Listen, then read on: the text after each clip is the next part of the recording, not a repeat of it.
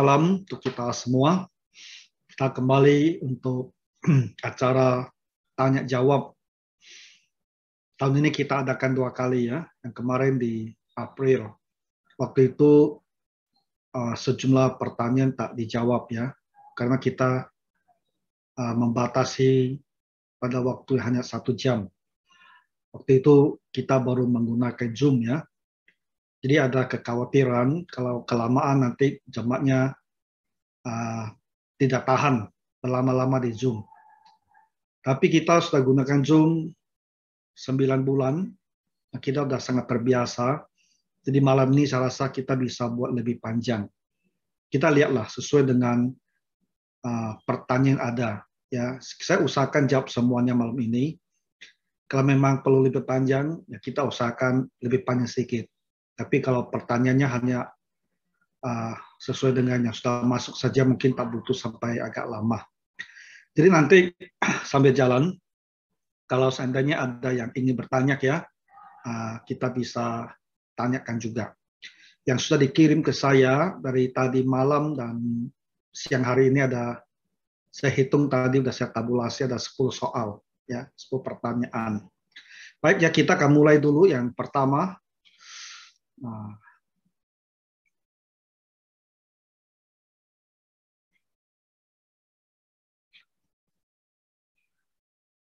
Ini pertanyaannya,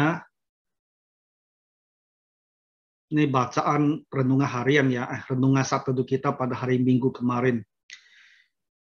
Dalam bacaan Sabtu hari ini, yaitu hari Minggu kemarin dikatakan bahwa 2 loh batu. Kita ingat kan waktu Musa membawa orang Israel keluar dari tanah Mesir di Gunung Sinai, Tuhan memberikan pada Musa 2 loh batu. Itu 2 potong batu yang diukir ya dengan 10 hukum Taurat. Nah, 2 loh batu yang sebelumnya telah dipecahkan oleh Musa. Karena waktu dia bawa turun dari Gunung Sinai, dia melihat orang Israel lagi menyembah ya berhala, sehingga dia sangat marah, dia dilempar dan hancur kedua loh itu. Dipecahkan oleh Musa, sudah ditulis kembali oleh Allah dalam 2 loh batu dan disimpan dalam tabut perjanjian.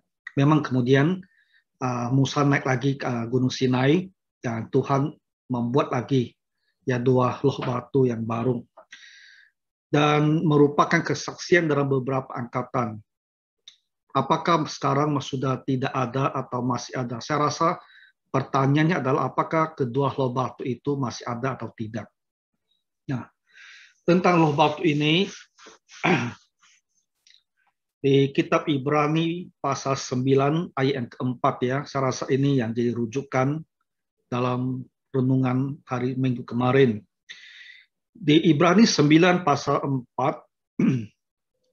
kemarin memang ada ditulis bahwa di bait suci, di Holy of Holies ya, di bagian paling suci itu ditempatkan sebelumnya ya, di tabut perjanjian itu memang ada ditempatkan buli-buli yang isinya adalah manna, itu pertama. Kedua, di situ juga ada tongkat Harun, mujizat ketika tongkat itu berbunga kan. Lalu di dalamnya juga ada loh batu itu. Tiga barang ini yang pada awalnya ketika mereka masih di perjalanan ya di padang gurun itu dimasukkan ke dalam tabut perjanjian. Jadi kitab Ibrani pasal 9 4 memang mengatakan bahwa dulu di tabut perjanjian itu ada ditaruh kedua loh batu ini. Nah, kemudian kita juga ingin tahu kan, lalu dalam perjalanan sejarahnya, apakah kedua loh batu itu selalu ada di dalam tabut perjanjian? Nah, di 1 Raja-Raja pasal 8 ayat ke-9. Nah, itu waktu Salomo.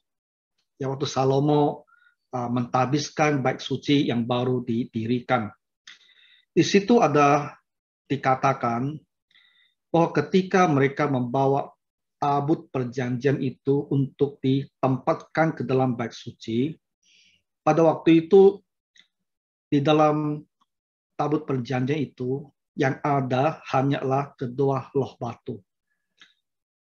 Buli-buli yang berisi mana terus tidak ada. Saya rasa karena mana sudah rusak. Gitu. Kemudian tongkat Harut itu sudah tidak ada. Tak ada penjelasan apa yang terjadi dengan kedua barang tersebut. Jadi waktu Salomo mendirikan bait suci itu sekitar 959 sebelum Masehi ya, atau sekitar 1000 tahun lah sebelum Masehi. Yang ada hanya kedua loh batu di dalam tabut perjanjian. Tetapi kita tidak lagi mempunyai informasi tentang kedua loh batu itu. Bahkan sesungguhnya keberadaan tabut perjanjian itu pun sudah tak diketahui. Jadi tahun 586 ketika bait suci dibakar, ketika Yerusalem jatuh, saya rasa di waktu itu tabut perjanjian ini entah ikut terbakar atau diambil orang dan hilang, ya tak ada informasinya.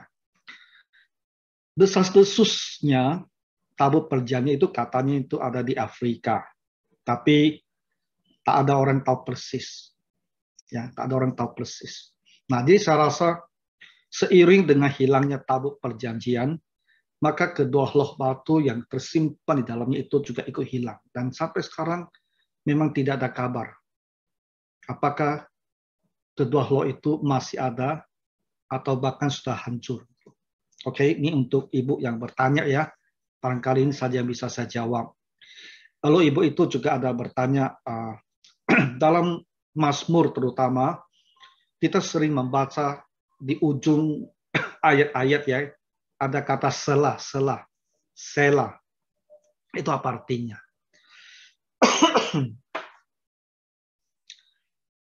Di Mazmur kata selah itu muncul 71 kali. Berarti cukup banyak. Kita hanya mempunyai 150 Mazmur. Kalau dia muncul 71 kali, itu hampir berarti dia muncul satu kali setiap 2 Mazmur itu. Tapi kadang-kadang ada Mazmur, satu Mazmur juga munculnya beberapa kali. Jadi apa makna atau arti kata selah ini? Seringkali kalau kita baca di situ selah, kita baca juga selah gitu kan. Nah itu kita lakukan seperti itu. Jadi apa maksudnya selah ini? Nah, memang menurut apa yang disampaikan ya oleh para ahli, selah ini adalah satu tanda musik. Di dalam musik ada banyak notasi tanda-tandanya. Kita dengan lihat tanda itu kita ngerti ini lagunya mau dinyanyikan dengan cara bagaimana. Jadi para pakar mengatakan kata selah 3 huruf dalam bahasa Ibrani itu maksudnya adalah berhenti. Stop. Nah, karena Mazmur itu kan dinyanyikan. Pada zaman dahulu itu ada nyanyikan. Jadi ketika mereka melihat kata selah, yang terjadi adalah mereka berhenti. Istirahat sebentar. Nah, dengan kata lain, selah itu sebetulnya kata ini bukan untuk kita baca. Tapi ketika kita melihat kata selah, kita berhenti sebentar. Tujuannya apa? Untuk merenungkan apa yang kita telah baca di ayat sebelumnya. Itu poinnya. Jadi saya rasa di ayat-ayat sebelumnya itu ada hal yang dirasakan penting. Sehingga dikasih tanda selah. Supaya kita berhenti, tidak lanjut dengan bacaan lain. Jadi ada waktu untuk merenungkan sebentar. Ya apa yang telah dibacakan agar bisa lebih diresapi dan dihayati. Itu saja arti dari kata selah. Ya. Tapi karena selama ini kita kalau membaca Mazmur, kita juga baca selah. Saya rasa tidak apalah, tak masalah lah ya. Kita tak usah mengganti-ganti sehingga membingungkan orang. Kalau kita ketemu kata selah, kita mau bacakan, mau dilafalkan selah, saya rasa tidak apa. Tapi biar kita sangat paham, maksudnya adalah supaya kamu coba lebih hayati ya ayat-ayat yang sebelumnya telah kita bacakan itu.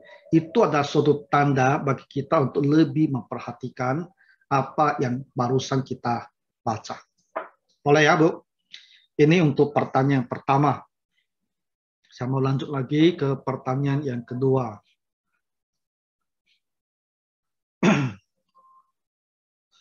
Ini sedikit tentang tradisi di kalangan orang Tionghoa ya. Mungkin bisa dibahas tentang tradisi memasukkan pakaian dan perlengkapan dalam peti jenazah. Apakah boleh ya bagi orang Kristen? Nah ini kalau kita mengikuti pemakaman ya orang-orang Tionghoa itu pasti kita lihat itu. Jadi ketika mereka mau masukkan jenazah ke dalam peti, selalu mereka lapiskan dulu di bawah ya baju-baju orang yang meninggal itu. Kadang-kadang bajunya bisa bertumpuk-tumpuk itu yang mereka isi sampai penuh di bawah di dasar peti itu sebelum mereka lapis lagi dengan kain baru jenazahnya itu dimasukkan. Ini tradisi di kalangan Chinese lah. Nah sekarang apa maknanya ya mereka lakukan itu dan apakah orang Kristen boleh lakukan juga hal seperti ini? Kita harus mengerti apa tujuan mereka lakukan hal seperti itu. Barulah kita bisa menilai apakah orang Kristen juga boleh melakukannya. Nah, di kalangan orang Tionghoa, hal-hal yang mereka lakukan pada saat ada yang meninggal pada saat pemakaman itu selalu punya makna. Bukan hanya punya makna, tapi diyakini punya efek ya, punya pengaruh terhadap orang yang sudah meninggal itu. Tetapi lebih sering, lebih mempertimbangkan pengaruhnya terhadap keluarga yang masih hidup. Dan kata lain, hal-hal dilakukan itu harus berguna untuk orang yang sudah meninggal itu. Dan jangan sampai salah, supaya tidak mendatangkan celaka ya bagi keluarganya yang masih hidup, ya terutama anak dan cucunya. Jadi mereka lakukan dengan hati-hati, karena punya kekhawatiran atau ketakutan seperti ini. Jadi biasanya kita di sini jarang melihat ya, tapi dahulu baju-baju orang yang sudah meninggal itu mereka bakar itu. Ya, karena mereka tidak mau baju-baju lama itu masih tertinggal karena dianggap itu bisa membawa nasib buruk bagi orang yang menggunakannya. Jadi mereka bakar. Tapi sekarang kita jarang melihat dibakar, tapi mereka masukkan. Ada yang memakaikan orang yang sudah meninggal itu dengan berlapis-lapis baju. Ada yang seperti itu. Sampai 7 lapis itu loh. Tapi umumnya yang kita lihat itu adalah baju-bajunya itu disertai. Apa yang mereka pikirkan? Kan mereka berpikir orang yang sudah meninggal ini dia masih punya kehidupan di dunia berikutnya. Jadi baju-baju ini disertakan untuk bisa mereka gunakan ya di kehidupan yang berikutnya itu. Nah, itu pemikiran mereka. Bahwa baju itu dibutuhkan untuk mereka pakai di kehidupan selanjutnya itu. Dan kehidupan selanjutnya itu, apakah mereka turun ke neraka untuk penghukuman, atau mereka nanti setelah di situ mereka mengalami reinkarnasi, dilahirkan lagi jadi manusia yang lain. Nah, itu adalah pemahaman mereka ketika memasukkan baju-baju itu ke dalam peti. Gitu. Nah, bagaimana kita orang Kristen? Bolehkah kita lakukan hal ini? Nah,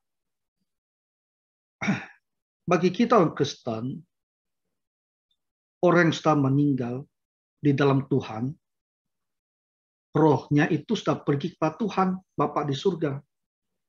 Dia tidak membutuhkan pakaian berbentuk jasmani yang harus kita masuk ke peti, itu tidak diperlukan.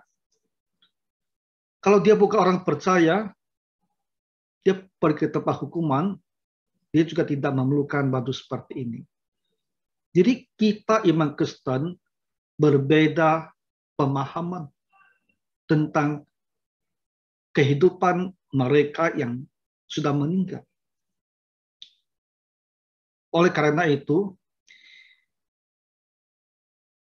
kita masukkan baju atau tidak, sebetulnya bagi kita orang Kristen itu bukan hal yang sangat serius sekali.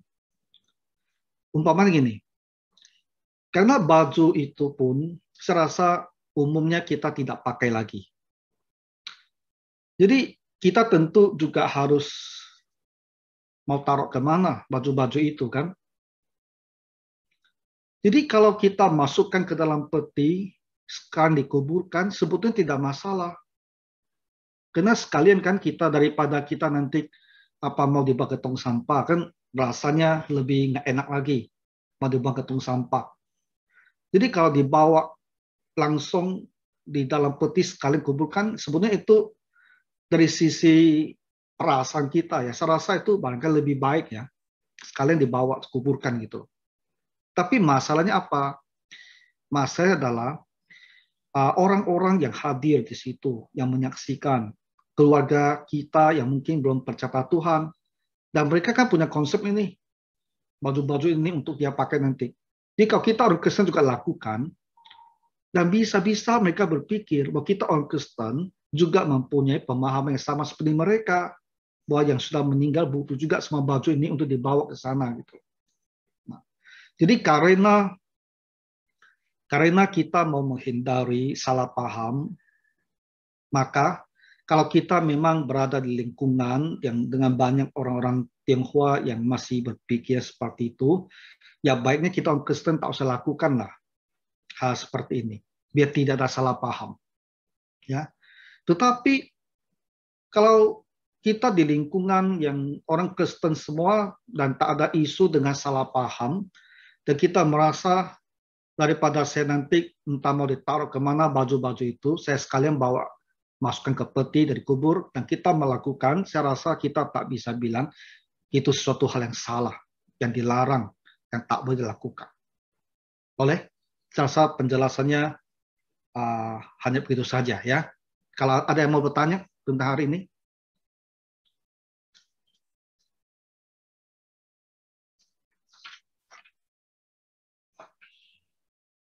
Kalau tak ada, kita lanjutkan lagi dengan pertanyaan berikutnya.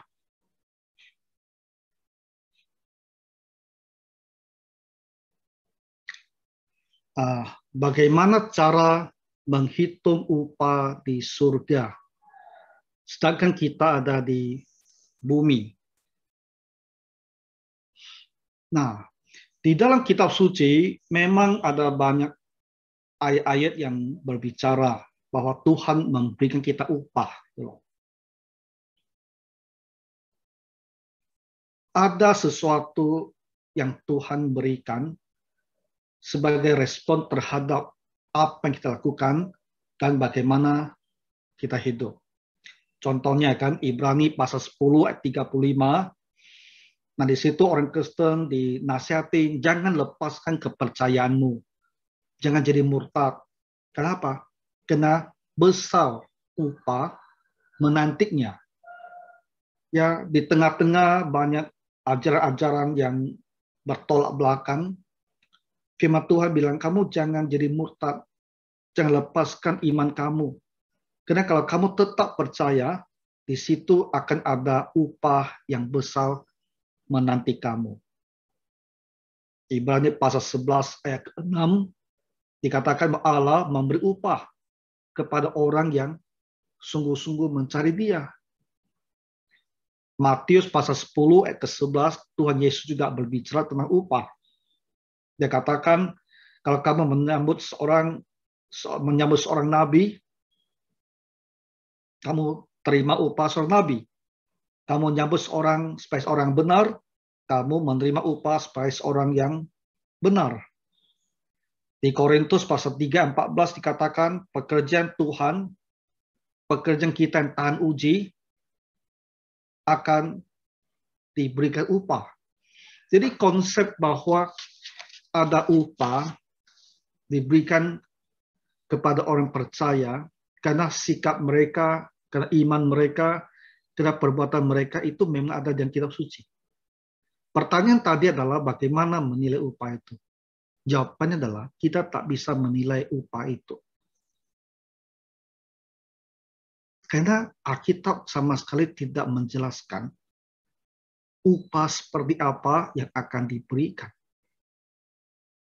Dan juga tak ada penjelasan bagaimana Tuhan menghitung upah kita.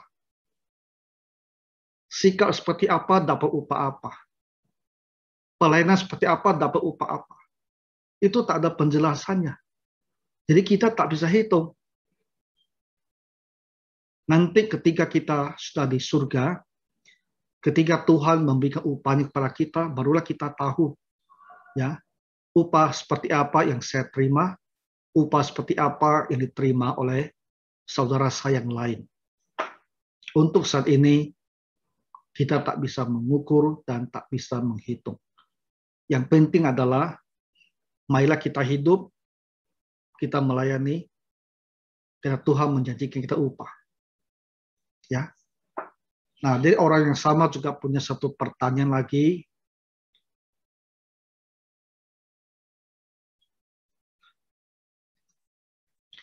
Nah, ini ada satu ayat di Matius pasal 16 ayat yang ke-19. Ini berbicara tentang kepadamu akan kuberikan kunci kerajaan surga. Apa yang kau ikat di dunia ini akan terikat di surga, dan apa yang kau lepaskan di dunia ini akan terlepas di surga. Jadi apa maksudnya ayat ini? Ya, di Matius 16 ayat 19 ini.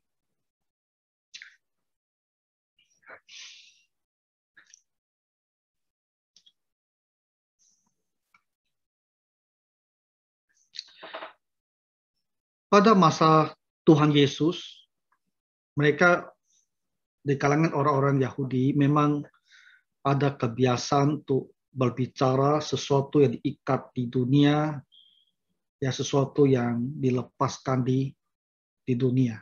Jadi apa yang dimaksudkan oleh Tuhan Yesus? Nah, sesuatu yang diikat dunia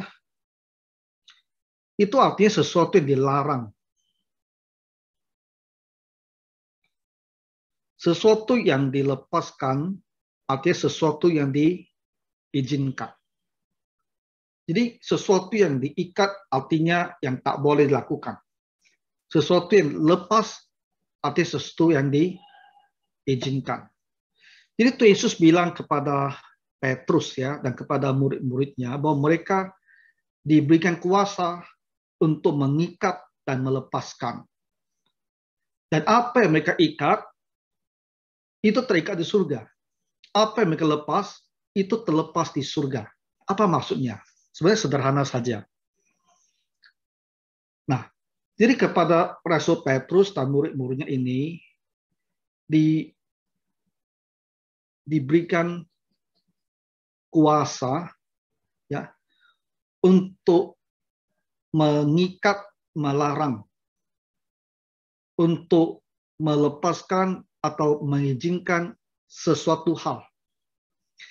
Dan apa yang mereka ikat, apa yang mereka lepas, apa yang mereka izinkan, atau apa yang mereka larang, itu juga terikat di surga. Artinya apa?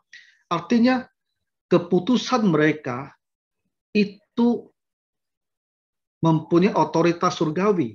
Artinya apa yang mereka putuskan Tuhan setuju gitu loh. Nah,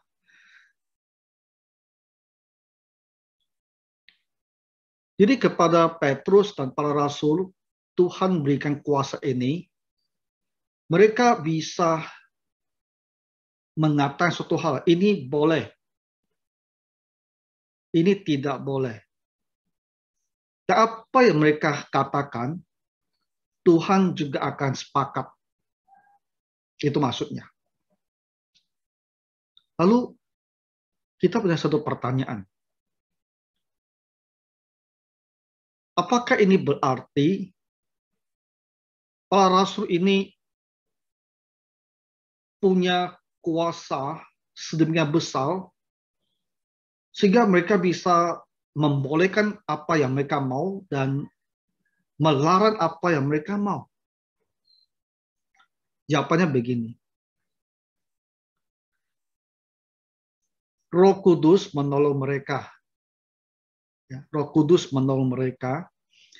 Dan ajaran firman Tuhan, baik ajaran Tuhan Yesus maupun ajaran para nabi, itu yang membatasi mereka, yang menjadi pedoman mereka untuk mengatakan apa itu boleh, apa tidak boleh, apa diikat, apa yang dilepas. Jadi di satu sisi kita merasa sepertinya mereka punya kuasa sedemikian besar itu loh. Apa yang mereka larang itu di surga juga setuju, itu tidak boleh. Apa yang mereka izinkan di surga Tuhan juga izinkan. Kan kuasa besar sekali. Nah, rasul-rasul tentu ada orang yang Tuhan pilih khusus dan mereka dibantu oleh Roh Kudus dan juga oleh firman Tuhan. Jadi mereka bisa menyatakan hal-hal tertentu dengan kuasa seperti ini. Jadi contohnya kan, kalau mereka bilang kamu diselamatkan, berarti orang itu selamat gitu. Tapi mereka akan mengatakan orang ini selamat karena berdasarkan apa yang mereka lihat bahwa orang itu benar-benar bertobat gitu. Dan berdasarkan pengajian Tuhan bahwa orang bertobat itu pasti selamat. Jadi pernyataan dia itu dibatasi oleh firman Tuhan. Nah, ini untuk para rasul. Jadi sekarang apakah kita orang Kristen sekarang juga punya kuasa seperti ini untuk mengikat, ya, dan untuk melepas, untuk melarang, untuk mengizinkan? Apakah ada tidak? Nah, kita sekarang tidak bisa melakukan hal ini untuk sesuatu hal yang tidak jelas dinyatakan di dalam kitab suci. Kalau prinsip-prinsip Alkitab tidak memberikan kita satu pedoman yang jelas tentang sesuatu hal, kita tak bisa bilang. Kita tak bisa bilang ini boleh, ini dilarang. Kita tak bisa bilang, karena kita tak punya kuasa seperti ini. Yang ada pada kita adalah membuat pernyataan tentang satu hal boleh dan tidak boleh berdasarkan firman Tuhan. Jadi kalau firman Tuhan bilang ini boleh, kita bisa bilang ini boleh. Dan apa yang kita katakan, surga juga setuju. Tapi apa yang firman Tuhan jelas bilang tidak boleh, kita nyatakan tidak boleh. Dan surga juga setuju bahwa ini adalah pernyataan yang benar, tidak boleh atau boleh. Ya. Nah, ayat ini memang disalahgunakan di gereja Katolik ya. Jika mereka bilang bahwa Paus itu punya hak seperti ini. Dia bisa bikin pernyataan. Apa saja yang dia mau bikin, dia bisa bikin. Tapi kita di Protestan bilang, kita tak punya hak seperti ini. Ya.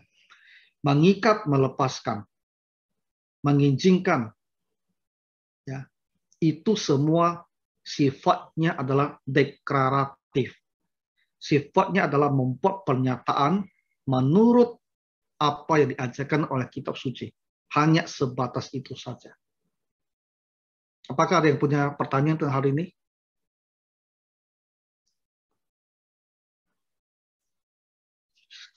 Kalau tak ada, kita lanjut lagi ya.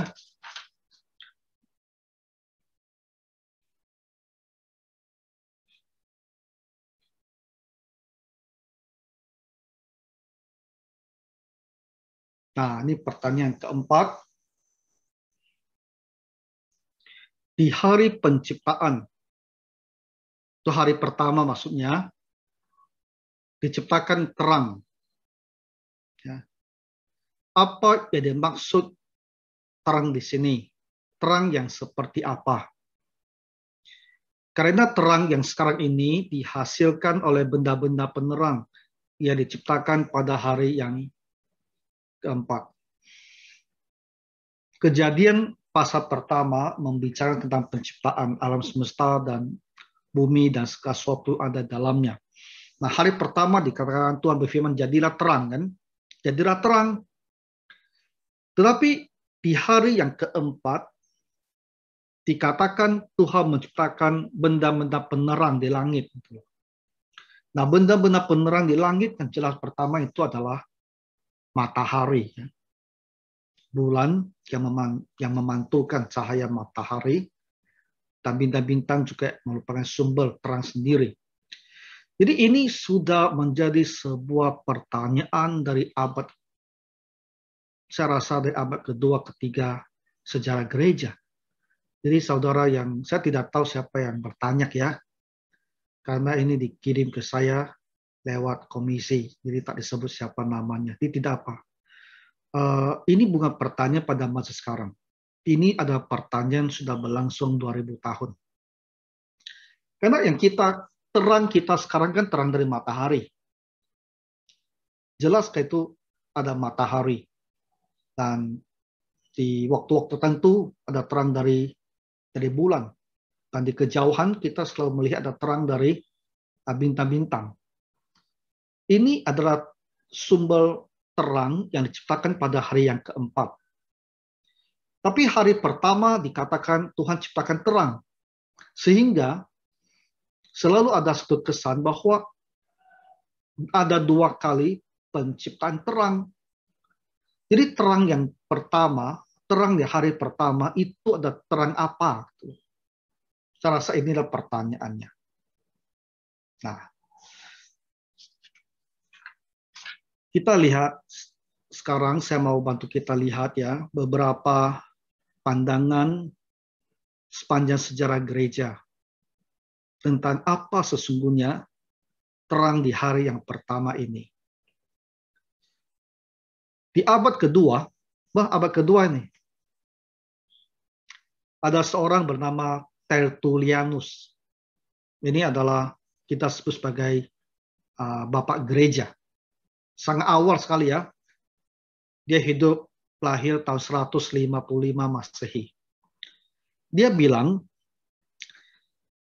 terang di hari pertama adalah manifestasi dari kemuliaan Kristus. Dia bilang, terang hari pertama, yang pada pertama adalah terang yang merupakan cahaya kemuliaan daripada Kristus. Nah, ini adalah salah satu penjelasan yang sangat awal di dalam sejarah gereja. Kemudian di tahun 300 lebih, abad keempat, ada seorang bernama Ephraim. Ephraim dari Syria. Dia bilang, di hari pertama, Tuhan ciptakan terang, sebetulnya ciptakan sebuah tiang api. Dan tiang api inilah yang bergerak, lalu memancarkan terang bagi dunia. Tapi pada hari keempat, tiang api ini dibentuk kembali menjadi matahari dan benda-benda penerang lainnya. Nah, ini adalah pandangan dari Ephraim dari Syria tahun 300-an. Lalu di tahun 400 lebih ada lagi pandangan dari Agustinus. Nah, Agustinus adalah bapak gereja, saya rasa bapak gereja di awal yang paling besar. Early Church Fathers, dia lah paling besar. Ya, teologi reform itu dasarnya adalah dari Agustinus. Nah, Agustinus punya pandangan yang berbeda. Dia bilang, Tuhan menciptakan malaikat pada hari pertama. Dan malaikat-malaikat inilah yang memancarkan terang di alam semesta ini selama 3 hari yang pertama itu. Ini adalah pandangan daripada Agustinus. Lalu hampir 1000 tahun lebih tak ada pandangan yang baru. Mungkin gereja mengikuti pandangan Agustinus. Karena dia bapak gereja yang sangat besar. Jadi di gereja tidak ada penjelasan lebih lanjut ya kenapa ada terang di hari pertama, sedangkan matahari diciptakan pada hari yang keempat. Di abad lebih modern, abad ke-17, ada seorang teolog namanya Matthew Poole. Dia bilang,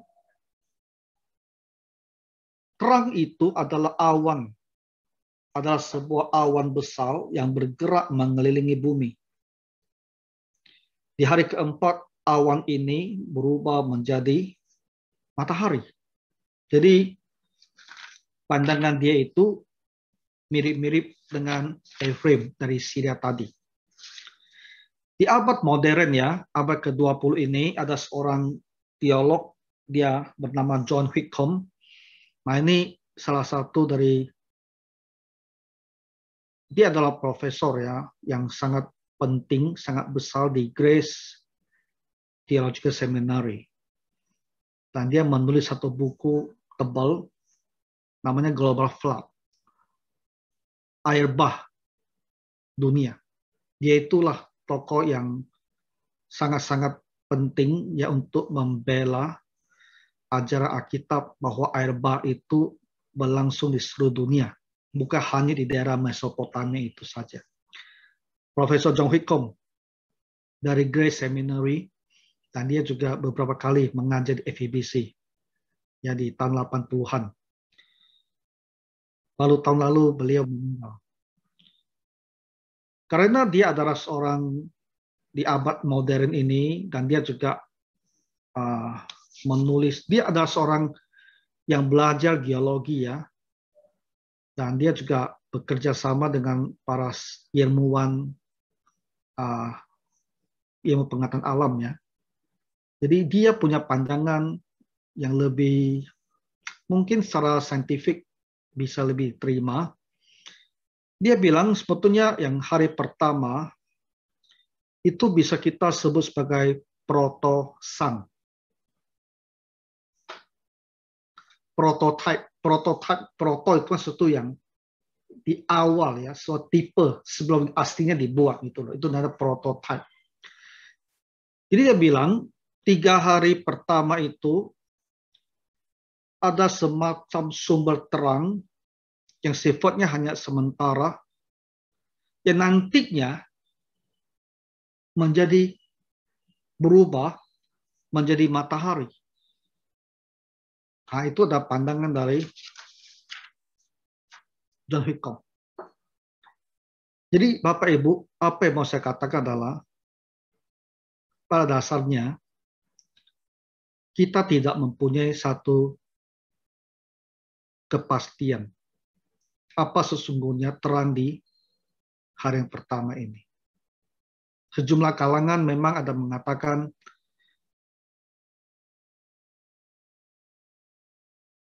itu adalah cahaya kemuliaan daripada Allah. Tapi saya tidak sebutkan pandangan ini tadi. Karena apa? Karena Tuhan menciptakan kan? Tuhan menciptakan terang itu. Kenapa dikatakan itu pancaran cahaya dari Allah sendiri?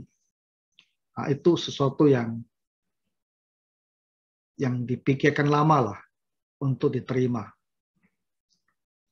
Ada sesuatu yang Tuhan ciptakan di hari pertama itu. Jadi bukan sesuatu dari dirinya sendiri. Sesuatu dia ciptakan, yang dihasilkan. Nah, sesuatu itu yang menerangi dunia ini, kelihatannya pada hari keempat, apakah dia lalu oleh Tuhan dibentuk kembali menjadi benda-benda penerang di langit, yang besarnya adalah matahari itu,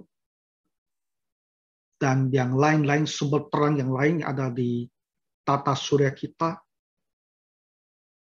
Dari yang pertama, terang itu pada hari keempat itu dibentuk kembali menjadi sumber-sumber terang yang ada di alam semesta itu. Yang sampai sekarang kita pun tidak tahu sesungguhnya ada berapa banyak lagi yang di luar. Yang kita kenal ya bintang-bintang yang berkedip-kedip dan sama matahari. Ya. Jadi barangkali inilah yang terjadi. Sesuatu diciptakan hari pertama yang memancarkan terang, dan ini di hari keempat dibentuk kembali menjadi sumber-sumber terang yang lain. Mungkin begitu yang terjadi. Jawaban yang absolut, yang mutlak, kita tidak ada. Ya, kita tidak tahu. Ini adalah pergumulan 2000 tahun dalam sejarah gereja. Oke ya, kita lanjut lagi.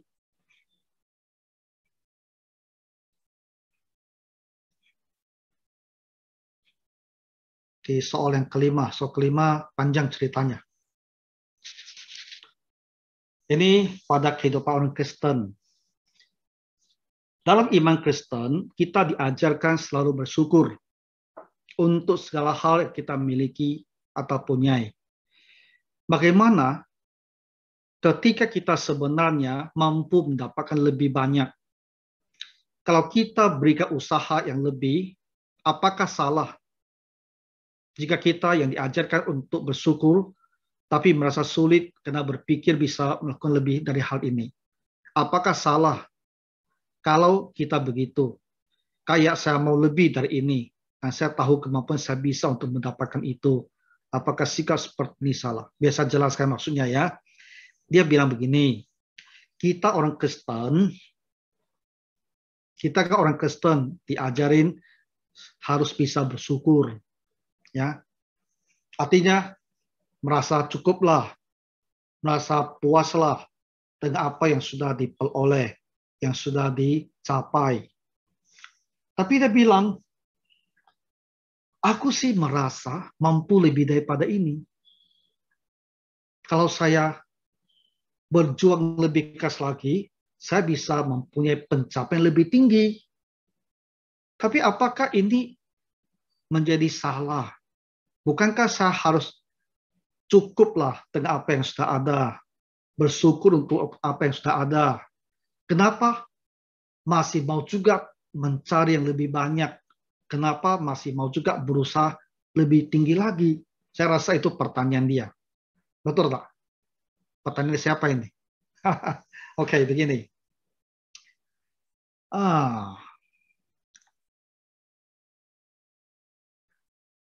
Apakah Alkitab melarang kita menjadi orang lebih berhasil? Apakah Alkitab melarang kita tidak boleh berupaya lebih sungguh-sungguh lagi pada kita bisa? Apakah Alkitab ada bilang kamu coba cukup ya begini saja usaha kamu, tak boleh lebih daripada itu? Padahal kamu bisa. Nah, ada satu ayat ya yang saya sangat suka itu. Pengkhotbah pasal 9 ayat ke-10. Pengkhotbah pasal 9 ayat yang ke-10. Segala sesuatu yang dijumpai tanganmu untuk dikerjakan, kerjakanlah itu sekuat tenaga. Jadi firman Tuhan jelas. Apa yang dijumpai tanganmu untuk dikerjakan. Artinya, apa saja yang menjadi bagian dari pekerjaan kamu. Apakah itu studi, apakah itu sebuah proyek, apapun juga yang merupakan tanggung jawab kamu. Firman Tuhan bilang apa? Kamu kerjakan dengan sekuat tenagamu. Kita tak dibatasi, kamu tak usah kerja lebih banyak. Kamu cukup pakai tenaga kemampuan kamu 70-80%.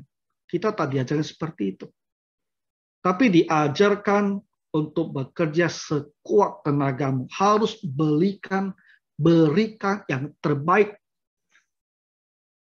Katanya dalam bahasa Inggris adalah excellence. Orang Indonesia bilang unggul, keunggulan. Harus unggul, harus excellence. Di apa yang kamu kerjakan harus capai excellency. Jadi Alkitab tidak melarang atau membatasi kita berusaha lebih. Kita malah dikatakan harus berusaha maksimal.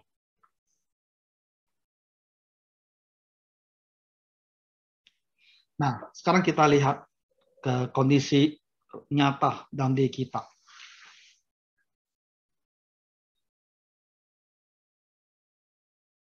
Contohnya mungkin begini ya. Kamu sudah buka satu perusahaan. Perusahaannya itu berjalan lancar, menghasilkan rezeki, berkecukupanlah, bahkan berlebihan. Lalu apakah saya boleh buka lagi satu perusahaan yang lain? Nah, orang ini kan punya hambatan ini. Karena dia berpikir, bukankah saya rasa bersyukur, sudah rasa cukup begini saja bersyukur. Tapi dia tak rela, karena dia merasa dia masih punya ide, dia masih punya energi, dia masih punya semangat. Dia kalau mau buka PT yang kedua, dia mau buka PT ketiga, dia masih bisa buka, dan dia masih bisa urus semuanya dengan baik, dan tentu nanti akan menghasilkan lebih banyak lagi rezeki bagi dirinya. Sehingga dia bertanya, apakah disuruh bersyukur, berarti saya harus stop di satu perusahaan saja, saya tak boleh mulai lagi. Kalau saya mulai, nanti dibilang, kamu ini tidak tahu bersyukur. Itu pergumulan dia barangkali. Saudara-saudara, boleh tidak boleh. Sisi yang pertama itu tadi, Alkitab tak melarang kamu. Jangan pernah merasa, aku punya ide, punya kekuatan mental, punya energi, punya semangat yang masih berlimpah-limpah, tapi karena saya orang Kristen, saya tertahan, saya tidak boleh lebih maju lagi, saya hanya bisa cukup dengan apa yang ada. Sehingga kamu merasa seolah-olah aku ini disia-siakan. Bisa berbuat lebih banyak, tapi tak boleh berbuat lebih banyak. Sama sekali tidak. Kamu boleh lanjutkan PT kamu. Mau sampai 100 juga boleh. Sampai tenaga kamu habis pun boleh. Tapi ada hal yang harus kamu perhatikan. Ya. Alkitab tak membatasi kamu untuk berkarya. Tapi kamu harus perhatikan dua hal ini. Pertama, dari upaya kamu yang lebih besar, menghasilkan lebih besar, kira-kira efeknya kepada kamu sebagai orang Kristen lebih baik atau lebih buruk? Ini yang harus kamu perhatikan. Karena usaha-usaha ini akan menambah kekayaan.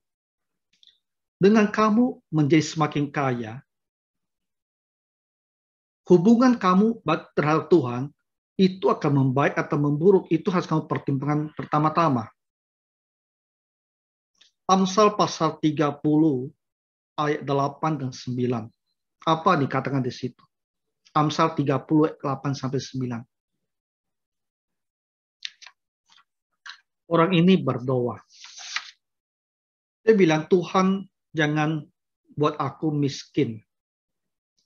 Dan jangan juga buat aku kaya. Orang ini yang bilang.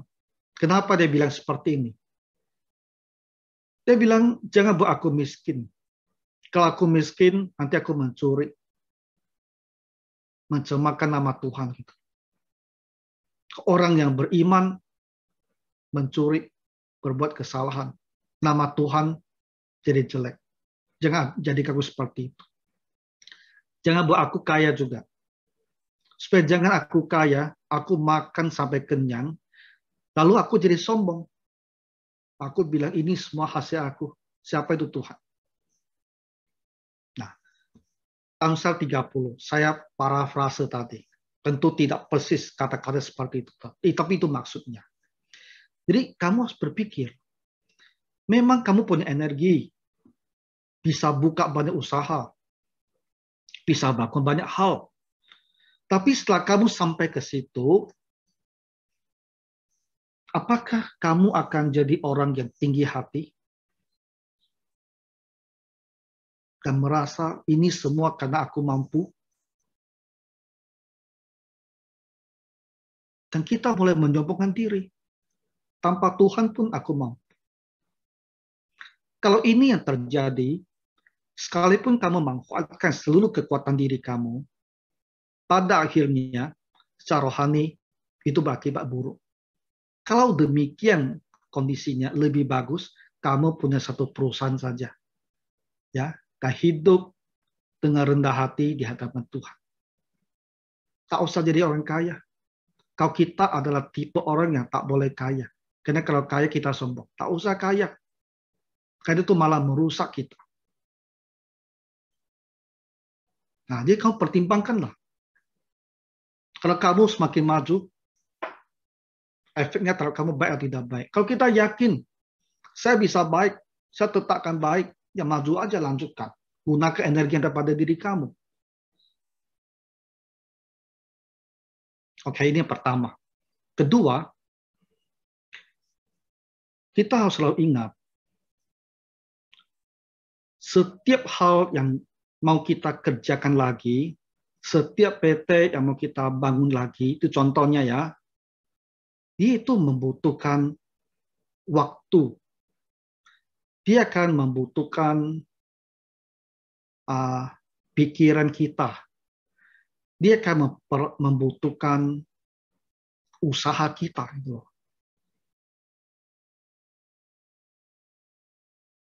Setiap hal yang kita lakukan, maka ada hal lain yang akan dikorbankan.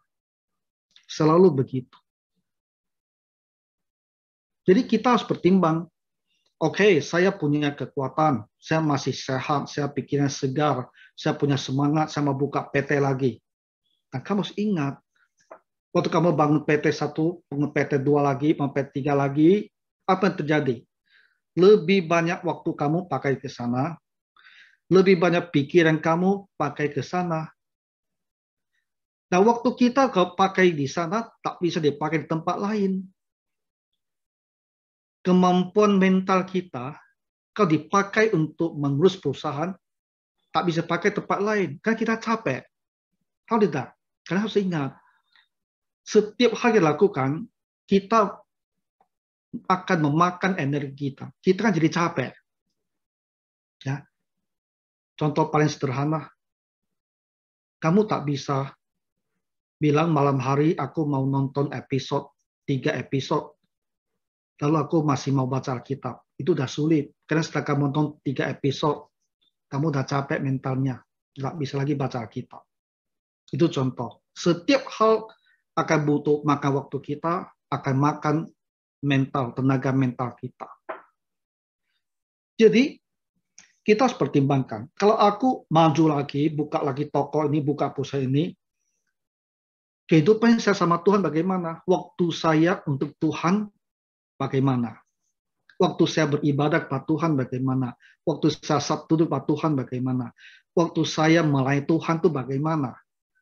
Waktu saya dengan keluarga itu bagaimana? Waktu saya dengan teman-teman itu bagaimana? Itu dari sisi waktu saja loh. Kalau kita bilang, aku buka usaha-usaha tambahan, dan semuanya ini masih bisa saya atur dengan baik, dan tak ada yang harus berkorban untuk itu. Ya, kalau saya buka lagi usaha-usaha ini, energi mental saya masih juga cukup untuk mengurus keluarga saya, mengurus sahabat saya, hidup sosial saya, ibadah saya, pelayanan saya, semua masih cukup. Saya rasa kamu boleh lanjut membuka 2 PT, 3 PT, 4 PT, 5 PT, terserah. Kalau hal-hal yang penting dalam hidup kita itu tak harus menjadi korban. Nah, tapi kalau kita lanjut dengan usaha-usaha yang lebih itu, dan hal-hal tertentu lainnya harus jadi korban, ya kamu harus berpikir, maukah saya tepat tidak saya korbankan semua ini hanya untuk memajukan usaha saya? hanya supaya kemampuan yang saya pikir ada dalam diri saya bisa tersalurkan, bisa terpakai. Nah, kamu harus berpikir. Jadi urusannya bukan karena saya harus bersyukur, saya tak boleh lagi maju. Kamu boleh maju. Maju dengan biaya seperti apa? Kalau maju tanpa harus mengorbankan lain, ya silakan maju. Tapi kalau maju, lalu kita udah sulit kebaktian, berhenti pelayanan, tak urus rumah tangga, tak ada teman lagi di luar, karena kita urus usaha kita sendiri, kita harus berpikir, apakah itu yang saya mau? Gitu. Nah, jadi untuk pertanyaan satu ini urusan praktis kehidupan. Ya. Kita memang untuk setiap pencapaian, kita berterima kasih kepada Tuhan. Mau lebih maju? Boleh. Masih punya tenaga? Silakan. Tapi pikir, efeknya kira-kira kepada saya bagaimana? Apakah ada yang harus saya korbankan kalau saya masih mau lebih maju lagi? Dari situlah kita menilai, apakah saya mau maju lagi, atau cukuplah saya dengan apa yang ada pada saya sekarang ini, ya, dan kehidupan rohani saya bisa baik, segala kehidupan saya, segala sisi kehidupan saya bisa terkendali dengan baik. Saya rasa itu barangkali akan lebih baik. Dengan kata lain ya begini Bapak, saya juga orang yang suka maju ya. Kita harus punya roh, mau maju terus. Semuanya kerjakan dengan sebaik-baiknya. Tapi kita harus bergerak pelan-pelan. Kita mau maju satu langkah, kita pastikan semua yang lain itu baik. Kalau masih bagus, bisa langkah lagi, kita langkah lagi. Sampai di titik kita tahu, kalau saya langkah lagi, ada yang harus saya korbankan. Kalau saya langkah lagi, hubungan saya sama Tuhan, barangkali sudah akan merosot. Saya rasa itulah waktu kamu harus berhenti. Itulah waktunya harus berhenti. Tak usah maju lagi. Cukup di label itu saja dengan apa yang kita miliki, yang Tuhan berikan. Tak usah maju lagi. Nah, jadi kita masing-masing lah yang harus bisa mengukur dengan sejujur-jujurnya bagaimana saya melangkah. Sejauh mana saya boleh melangkah. Di mana saya harus berhenti. Tak usah lagi melangkah. Oh, jadi khotbah ya ini ya. Betul tak? Oke, kita lanjut lagi ya dengan pertanyaan berikutnya.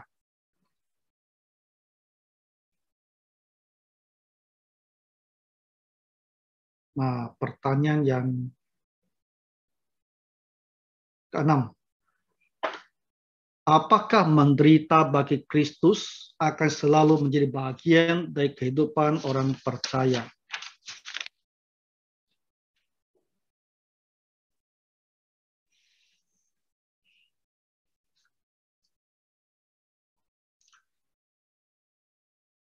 Apakah kita menderita sekarang? Nah, ini kamu menderita sekarang?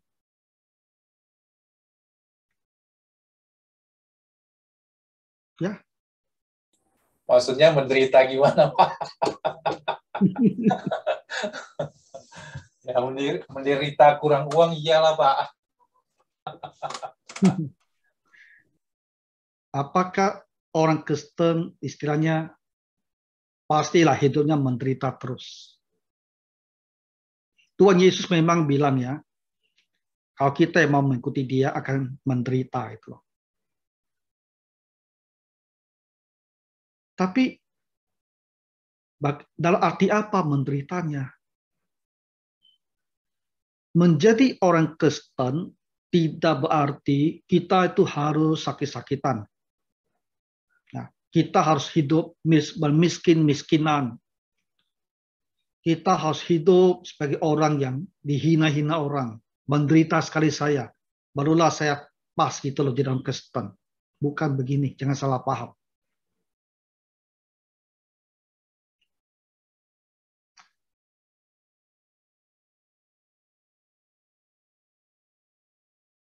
Saya rasa tentang penderitaan ini sangat tergantung pada kondisi di mana kita hidup. Di Alkitab ya berbicara banyak sekali penderitaan, karena itu ada masa yang sulit kan. Masa ketika orang Kristen itu ditolak, dianiaya, masa gereja baru berdiri dan kita orang Kristen itu ditindas di mana-mana, ya, dianggap sesat, mau diburu, mau dibunuh.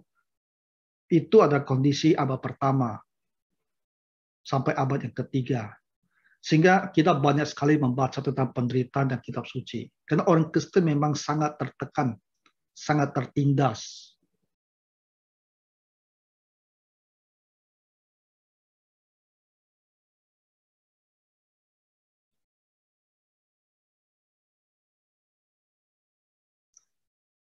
Kita orang Kristen pada saat sekarang ini di Indonesia, dari sisi sosial, kita hampir tak tertekan. Kita hampir tak ada menderita. Karena kita tak dilarang beribadah. Ya, kita juga secara umum tidak ditindas hanya karena kita orang Kristen. Ya. Secara umum juga orang Kristen tak miskin-miskin amat juga saya rasa. Kebanyakan orang Kristen baik-baik, bahkan kaya-kaya. Di mana menderitanya kan? Kelompok minoritas barangkali yang kesulitan ya untuk mencari kebutuhan sehari-hari. Tapi secara umum orang Kristen bukan di label seperti itu. Orang Kristen juga saya rasa secara umum sehat-sehat. Ya. Ada yang sakit memang ada. Tapi secara umum kan sehat-sehat. Kalau sakit kita bisa langsung berobat, bisa operasi, sehat. Nah, jadi apakah orang Kristen seolah-olah wajib menderita?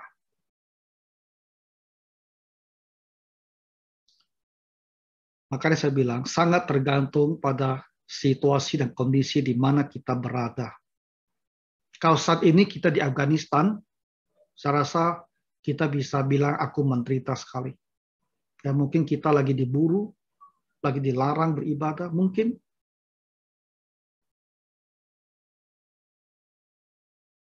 Nah,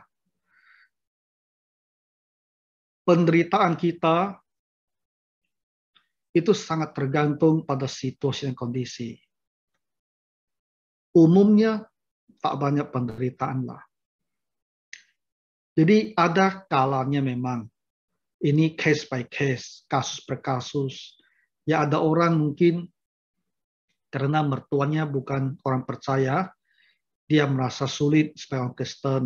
Ya kadang-kadang diomelin di rumah, dilarang bergereja.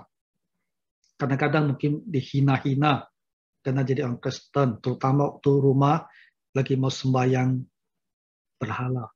Mungkin saat seperti itu kita sebagai orang Kristen merasa tertekan. Ada penderitaan seperti itu. Tapi ini kan kasus per kasus, ya dan kondisinya juga jarang-jarang terjadi lah. Oke, jadi jangan kita, poin saya adalah jangan berpikir ya, kalau saya mau jadi orang Kristen, hidup saya akan serba susah sepanjang zaman. Tak juga lah.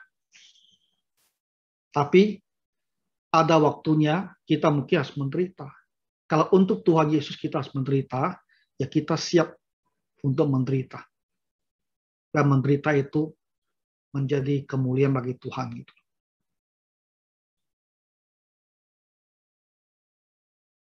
Ya, apakah di antara kita ada yang merasa sangat menderita saat ini? Saya rasa sih tidak lah. Pak Edi Napitu, kamu menderita tak? Saya rasa tidak kan.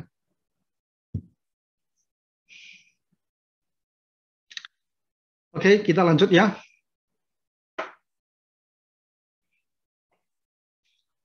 Pertanyaan berikutnya.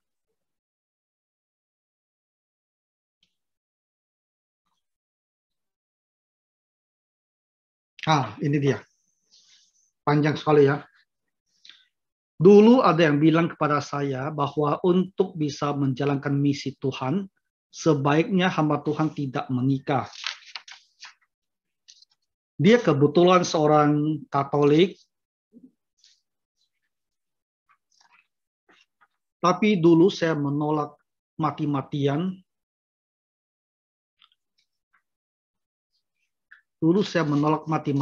Bilang bahwa itu tidak benar.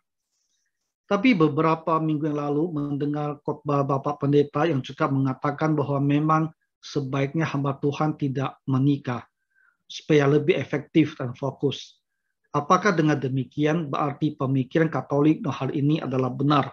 Jika benar, apakah sebaiknya diikuti?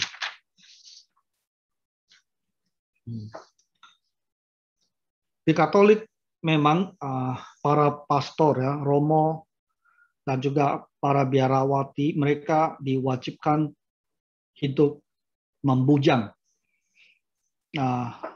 Ketentuan gereja adalah mereka yang jadi rohaniwan itu memang tidak boleh menikah.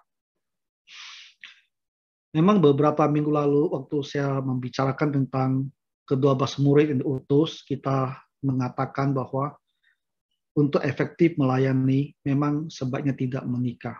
Jadi muncul pertanyaan ini dan saya akan coba jawab dengan sebaik-baiknya. Nah, gini ya, ada banyak sisi ke urusan satu ini. Adalah fakta bahwa orang yang menikah dia jadi mempunyai banyak urusan. Ya. Laki perempuan sama. Dia harus mengurus istri, suaminya. Dia harus mengurus anak-anaknya. Dan itu berkaitan dengan kebutuhan hidup. Ya, tempat tinggalnya, makanan sehari-hari, pengobatan kalau sakit, nanti pendidikan anak-anak, nanti ada juga yang mau pergi liburan. Ini adalah hal yang nyata. Kalau seorang hamba Tuhan, baik laki atau perempuan, kalau dia menikah, dia punya seember masalah ini. Mungkin saya tak usah bilang itu masalah lah. Nanti yang jadi keluarga hamba Tuhan jadi kecewa kan dibilang dia itu masalah gitu. Ya, saya hati-hati, tak usah bikin mereka kecewa. Ini semua adalah sejumlah hal yang perlu diperhatikan oleh seorang jadi hamba Tuhan kalau dia menikah. Rasul Paulus dia juga jelas sekali mengatakan hal ini. Ya, di 1 Korintus pasal yang ke-7. Pasal 7 ini berbicara tentang kehidupan pernikahan ya, dalam banyak aspeknya. Di 1 Korintus pasal 7 ayat 32 dan 33 dia katakan begini. Perempuan yang menikah pikirannya terpusat pada suaminya. Jadi sama. Hamba Tuhan laki-laki yang menikah ataupun hamba Tuhan perempuan menikah, pikirannya akan terpusat pada suami atau istrinya. Tidak bisa tidak. Dia tidak bisa lagi sepenuhnya terpusat kepada Tuhan. Ini adalah kenyataan. Dia harus berpikir ini, bagaimana supaya istri saya bisa senang, kebutuhannya dia merasa tercukupkan. Bagaimana supaya suami saya merasa kehidupan dia ada diperhatikan oleh istrinya. Jadi istri itu ya dia harus pergi memikirkan suaminya. Dia harus memikirkan bagaimana kehidupan suaminya. Dia harus memikirkan bagaimana kondisi rumah tangganya. Semua itu mengambil sebagian dari waktu dan pikiran kita. Jadi ini adalah fakta. 1 Korintus pasal 7 ayat 32 sampai 33. Orang yang menikah, pikirannya tak bisa lagi sepenuhnya terpusat pada Tuhan dan pekerjaannya. Pikirannya pasti terpecah kepada suami, istri, dan anak-anaknya, kepada keluarganya. Ini adalah fakta yang tak bisa disangkal. Ini kenyataan hidup. Nah,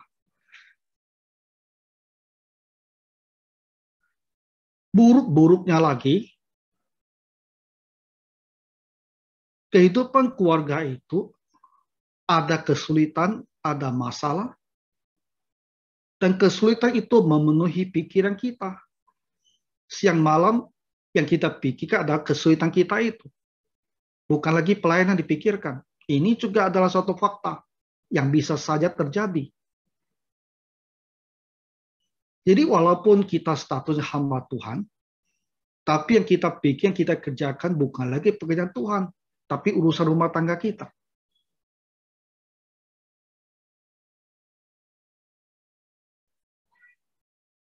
Nah, kalau seseorang dia tidak menikah, dia kan tidak punya segala permasalahan ini. Dia tidak usah pikirkan bagaimana makanan istrinya, anak-anaknya, bagaimana uang sekolah anak-anaknya, bagaimana yang sakit mau dibawa berobat, itu semua tidak ada. Sehingga dia hanya perlu jaga dia sendiri. Dia bisa fokus terus melakukan pekerjaan Tuhan. Yang dia pikirkan hanyalah pekerjaan Tuhan. Selain dia tidur dan makan, waktunya untuk pekerjaan Tuhan. Itu bisa seperti ini. Makanya bisa sangat-sangat efektif. Ini adalah kenyataan juga. Nah, di Katolik mungkin mereka berpikir inilah faktanya. Makanya mereka wajibkan semua rohaniwan mereka tak boleh menikah. Agar mereka bisa fokus.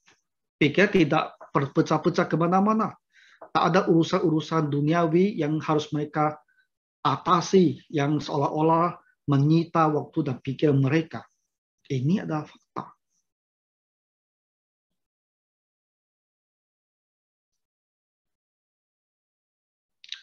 Tapi, Bapak Ibu,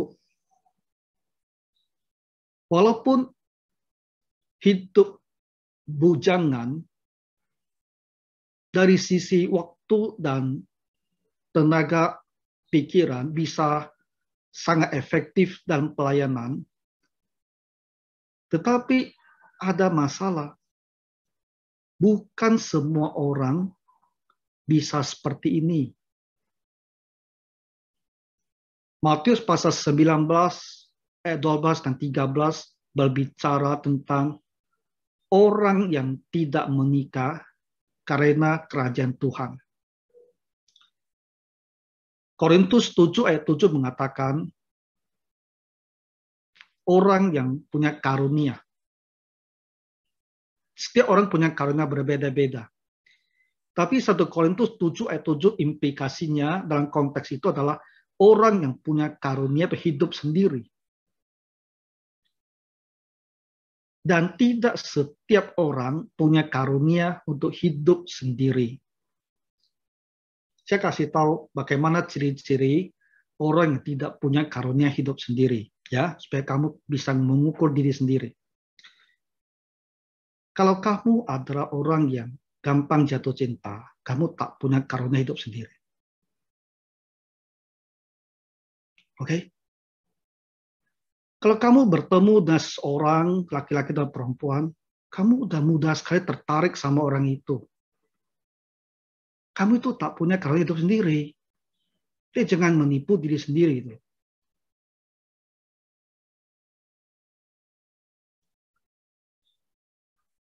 Kalau kamu ada orang yang merasa aku kesepian sekali, ada yang kurang dalam hidup saya. Makanan tak kurang, tapi ada yang kurang. Karena kamu butuh cinta. Istilah Ibu Rinda itu bucin ya. Kalau kamu ada orang yang butuh cinta, gitu, aku harus ada seseorang untuk saya sayang gitu. Kamu tak punya karunia hidup sendiri.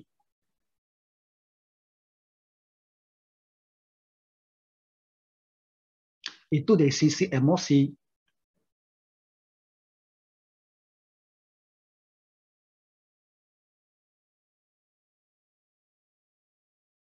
Dari sisi jasmani kita,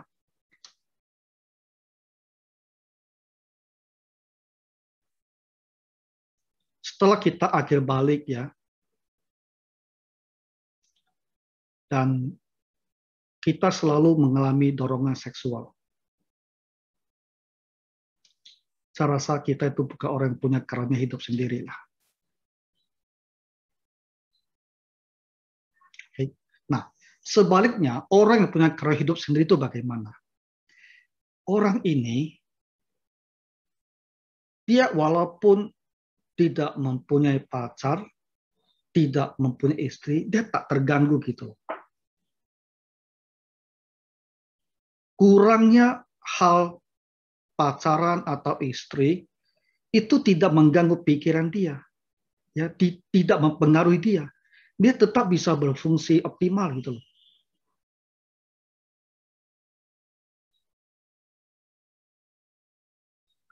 Walaupun kita adalah manusia yang diciptakan laki-laki dan perempuan, dan Tuhan memang ciptakan dalam diri kita dorongan seksual itu.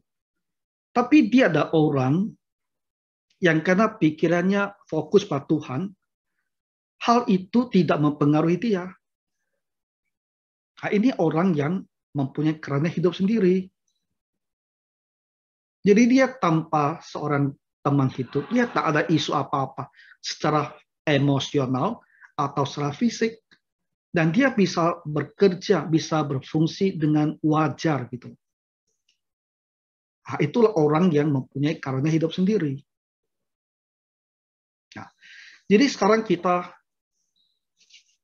seperti menghadapi dua hal yang bertolak belakang. Di satu sisi, kalau tidak berkeluarga, dari sisi pikiran dan waktu kita memang bisa sangat fokus untuk pelayanan. Nah, itu kelihatannya baik.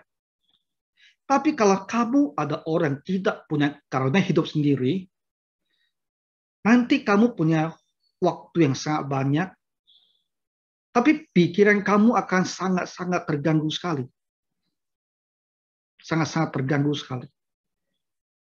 Dan bisa-bisa kita terjatuh dalam dosa percabulan.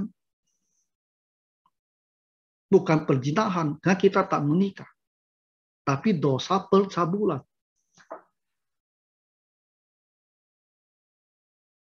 Nah, jadi membicarakan orang fokus hidup membujang untuk pelayanan, itu harus dibarengi dengan pertimbangan. Apakah saya punya karunia hidup sendiri? Kalau kita punya, saya rasa itu ada kondisi yang paling ideal. Tapi kalau tidak punya, kamu harus menikah. Kompensasinya adalah pelayanan barangkali dan pasti tak bisa yang terbaik. Itulah realitas yang harus diterima. Nah, kita harus berusaha bagaimana caranya supaya walaupun saya menikah, punya tanggung jawab kepada keluarga, saya masih bisa melayani dengan sebaik-baiknya sampai kepada tingkat tertentu. Itulah sebabnya hamba Tuhan, baik laki-laki maupun perempuan, ketika dia mencari teman hidup, dia betul-betul harus pertimbangkan. Teman hidupnya ini apakah akan menolong dia atau menghambat dia dalam pelayanannya. Kehidupan keluarganya apakah akan menolong atau akan menghambat. Jadi orang yang menikah, pelayanannya memang tak akan bisa sebaik orang bujangan yang punya karunia hidup sendiri. Tapi tidak lebih buruk daripada bujangan yang tak punya karunia hidup sendiri. Karena bujangan itu punya masalah setumpuk. mungkin lebih parah daripada orang yang menikah dan punya masalah keluarga. Jadi Katolik benar sebagian, tapi salah sebagian. Mereka mau para rohaniwan fokus, tapi mereka tak mau mengenali, tak mau menerima kenyataan bahwa tidak semua mereka itu punya karunia hidup sendiri. Tapi mereka wajibkan. Akhirnya mereka punya masalah moralitas yang bertumpuk-tumpuk. Akhirnya mencemarkan nama gereja juga. Gitu.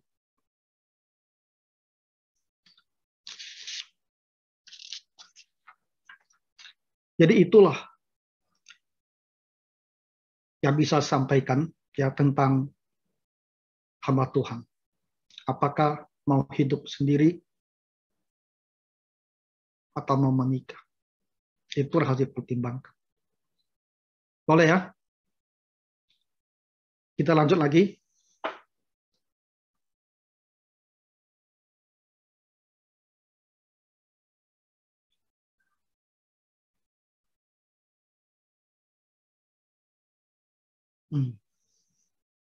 Nah, pertanyaan ke-8, jika Adam dan Hawa tidak makan buah yang terlarang itu, apakah mereka tetap bisa punya keturunan?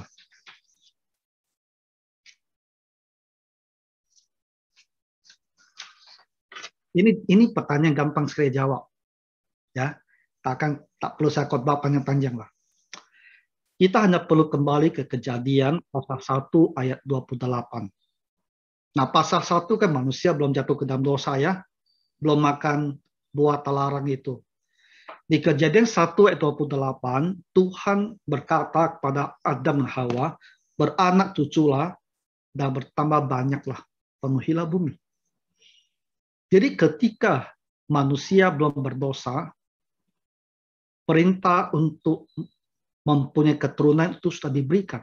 Artinya, ketika manusia masih dalam kondisi tanpa dosa, mereka sudah disuruh beranak cucu.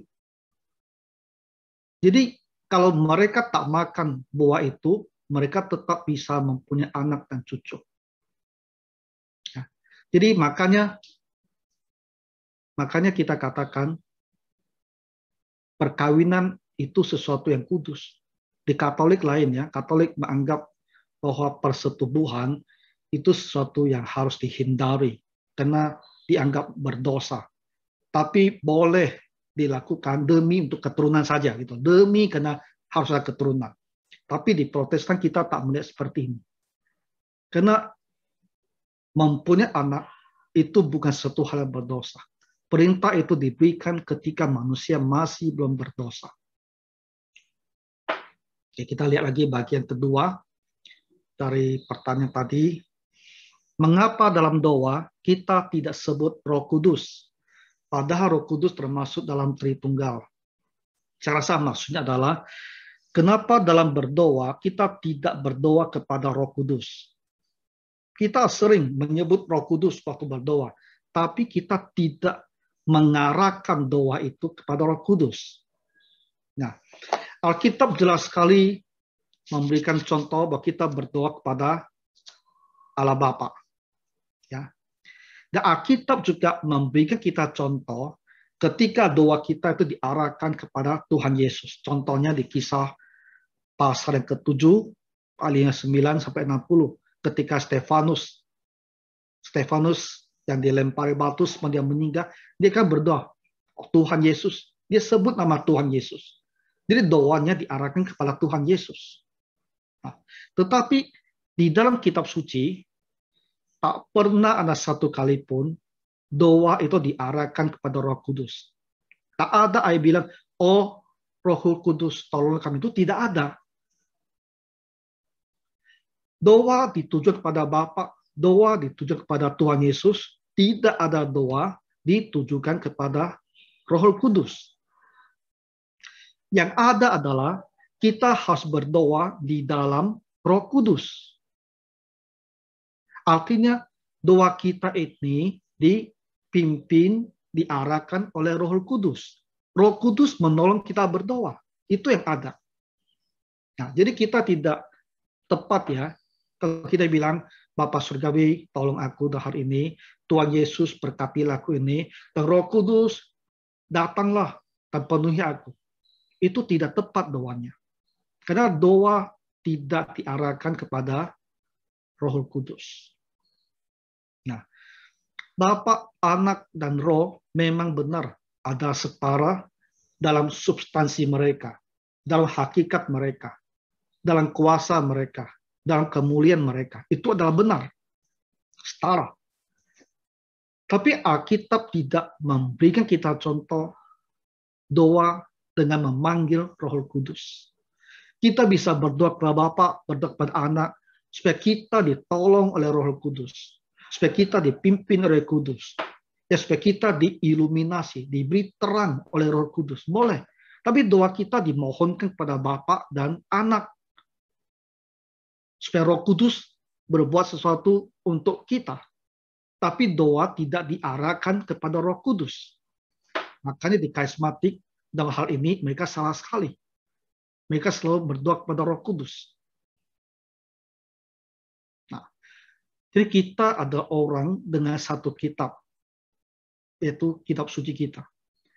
Maka apa yang kita lakukan, apa yang kita percaya itu harus ada dasar di Alkitab. Jadi Bapak Ibu harus rajin membaca kitab suci. Ya, supaya kita tahu apa yang tepat dilakukan. Jangan tak mau membaca Alkitab, tapi hanya memakai akal budi kita. Kalau kita pikir, bukankah Bapa adalah Allah, Anak ada Allah, Roh Kudus juga ada Allah. Jadi kalau saya bisa berdoa kepada Bapa, bisa kepada Yesus, Anak, saya juga harus bisa kepada Roh Kudus. Itu logika kita, mengarah kita seperti ini. Tapi ternyata tidak tepat. Karena seluruh Alkitab tak ada yang berdoa kepada Roh Kudus. Jadi hati-hati di dalam melakukan deduksi ya. Artinya kita lihat ini, lihat itu, lalu kita tarik kesimpulan. Kesimpulan kita itu belum tentu benar. Kamu harus baca detailnya kitab suci. Nah, oke, kita lanjut lagi ke pertanyaan berikutnya yang ke-9.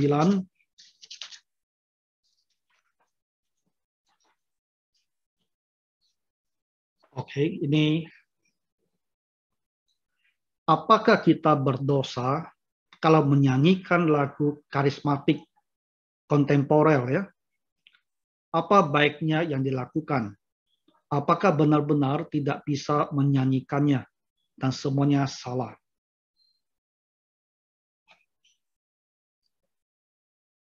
Saya mau menjawab pertanyaan ini dengan sangat-sangat fair. Ya. Bukan karena kita Presbyterian lalu kita akan tolak lagu-lagu kontemporer itu. Kita coba ya seadil mungkin bicara topik yang satu ini.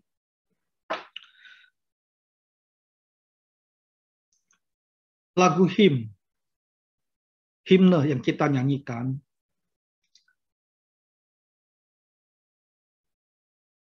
inti ya atau kekuatan daripada himne adalah himne selalu mengajarkan kita doktrin.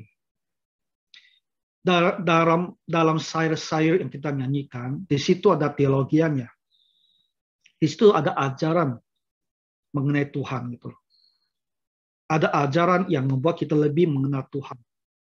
Ada ajaran yang menguatkan iman kita. Itu kekuatan daripada sebuah himne. Sedangkan lagu-lagu kontemporer, kalau Bapak Ibu ada perhatikan, umumnya itu sangat minim pengajaran, lebih berupa ekspresi perasaan kita terhadap Tuhan. Nah, itu lagu-lagu kontemporer ya di kalangan karismatik. Lagu itu lebih banyak menyuarakan apa pengharapan saya, apa perasaan saya terhadap Tuhan. Jadi di situ tidak banyak ajaran tentang Tuhan kepada kita, tapi ekspresi dari diri kita kepada Tuhan. Ini adalah salah satu perbedaan fundamental antara himne dengan lagu-lagu kontemporer karismatik yang sekarang ini.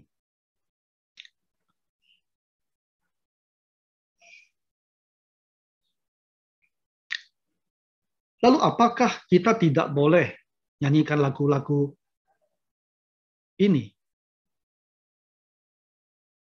Ada beberapa hal harus kita pertimbangkan.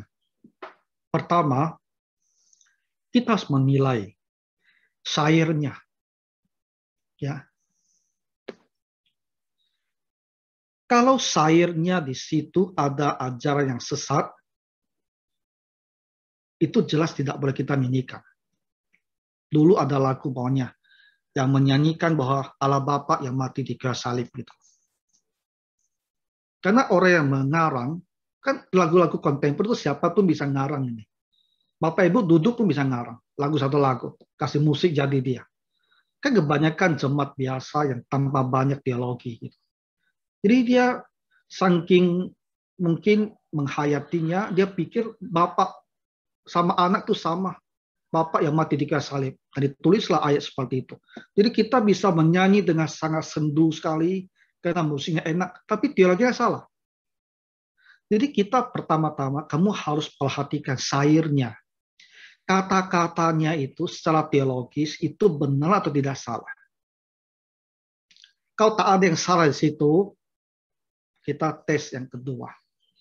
Kita lihat musiknya.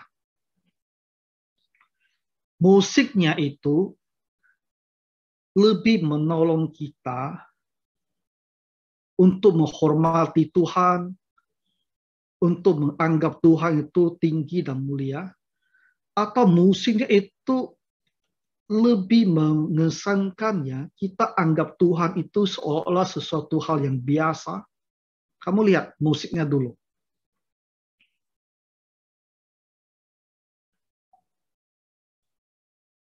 Ketika kamu menyanyikan lagu itu dengan musiknya itu lebih membuat kamu memikirkan Tuhan atau lebih membuat kamu menikmati alunan syairnya itu, alunan musik yang enak sekali.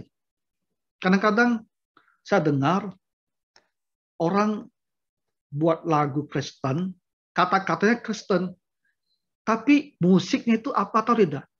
Musiknya itu diambil dari film-film Hong Kong. Film-film Hong Kong silat di tahun 80-an. Jadi waktu saya dengar lagu itu, aku teringat pada filmnya. Banyak orang karismatik suka begini. Ambil musik dari sesuatu yang populer sekali, lalu mereka kasih ayat-ayat Alkitabnya. Jadilah dia lagu Kristen. Jadi waktu kita nyanyikan lagu itu, kamu ingat Tuhan atau ingat siapa gitu. Jangan kamu ingat sama laki-laki dan perempuan di film itu.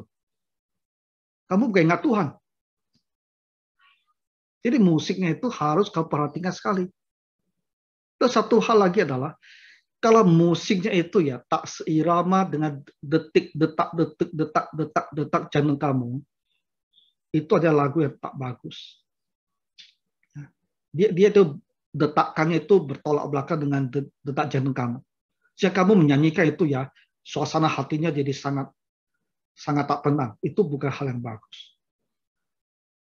Jadi perhatikan lagu-lagu itu, syairnya dan musiknya. Jadi kalau kita ketemukan gini nih, satu lagu, kata-katanya sih tak ada yang salah ya, walaupun lebih banyak pada ekspresi diri lah.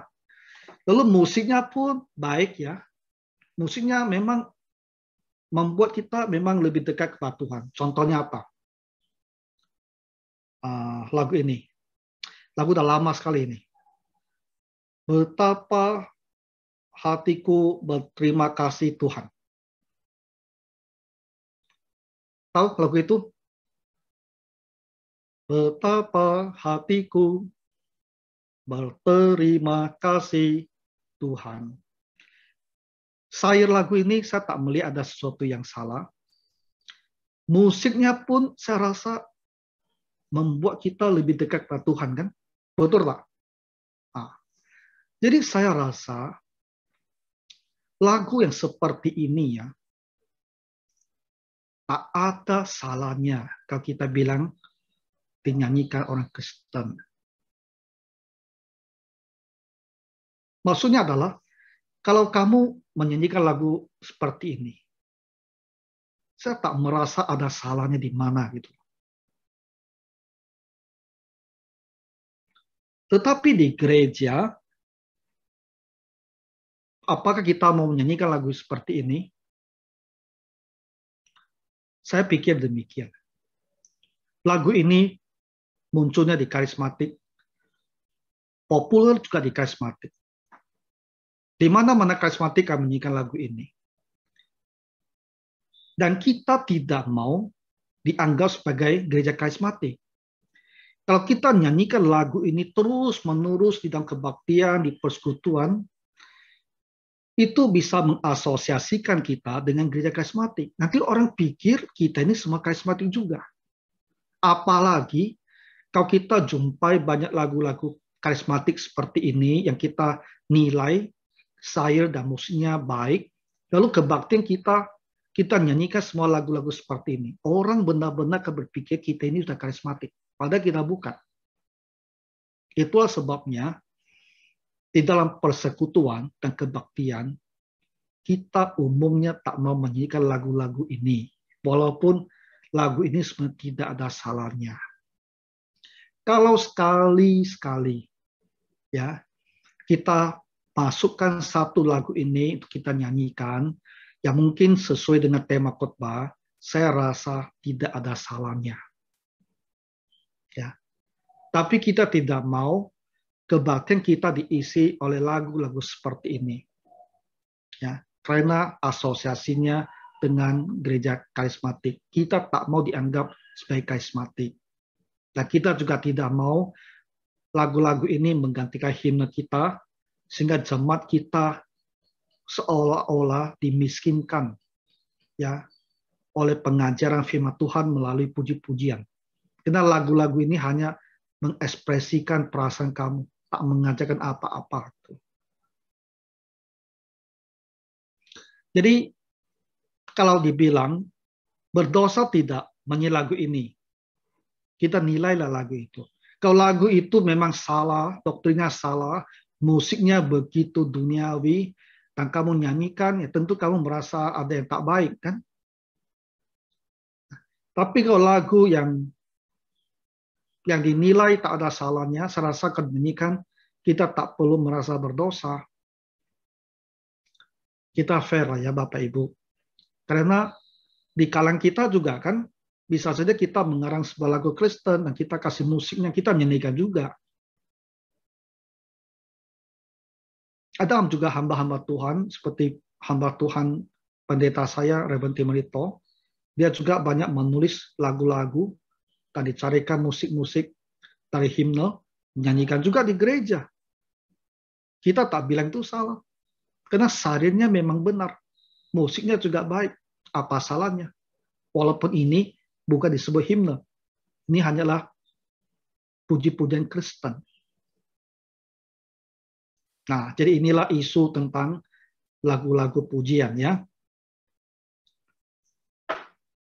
Satu lagi yang dari jemaat.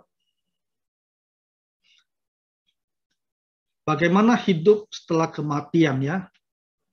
Nah, kalau kita ingin mempunyai satu gambaran yang lebih konkret tentang kondisi kita setelah kematian, itu sejarah atau kisah orang kaya dengan Lazarus itu ada satu pegangan yang baik.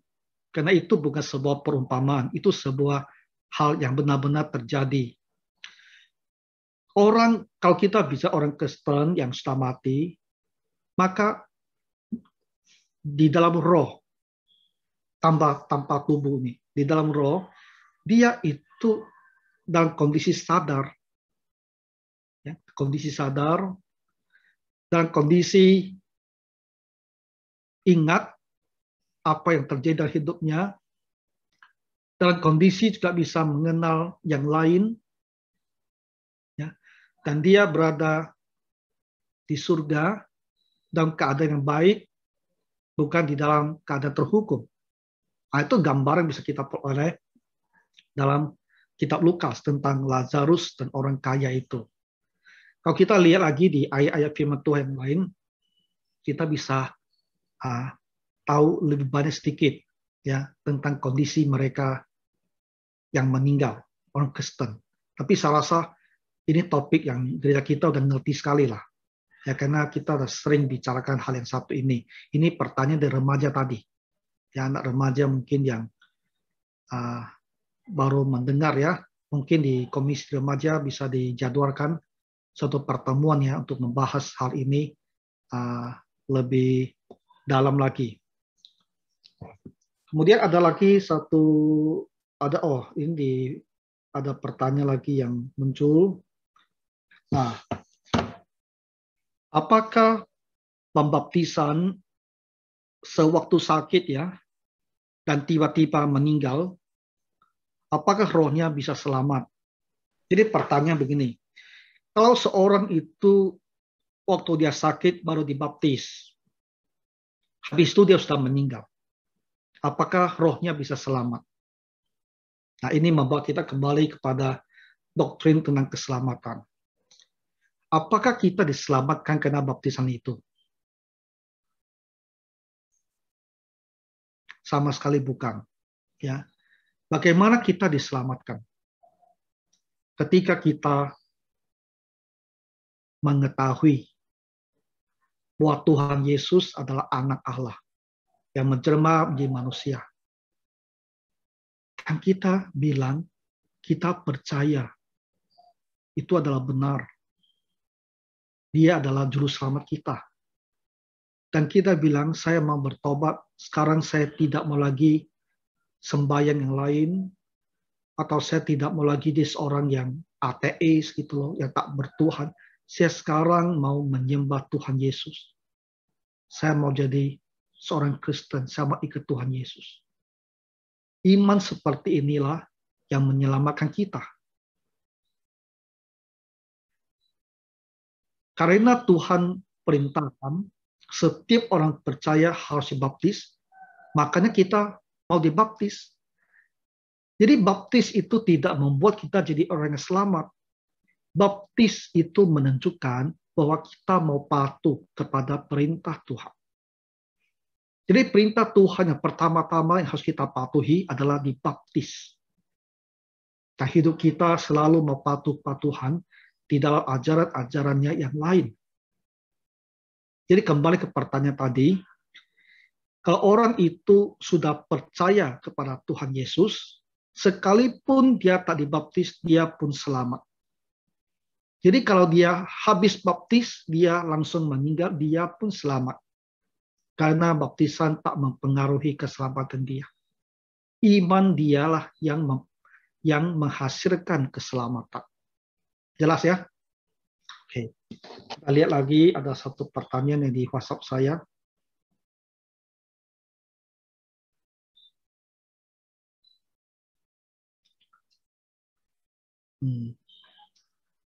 Oh. Surga itu di mana?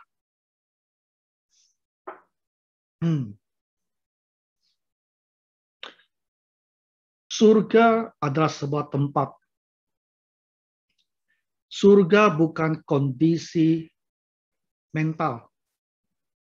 Ada orang bilang, kalau kamu sehat dan kaya, kamu udah berada di surga. Bukan. Alkitab kalau berbicara surga bukan begini. Bukan suatu kondisi mental kita. Tapi surga adalah sebuah tempat.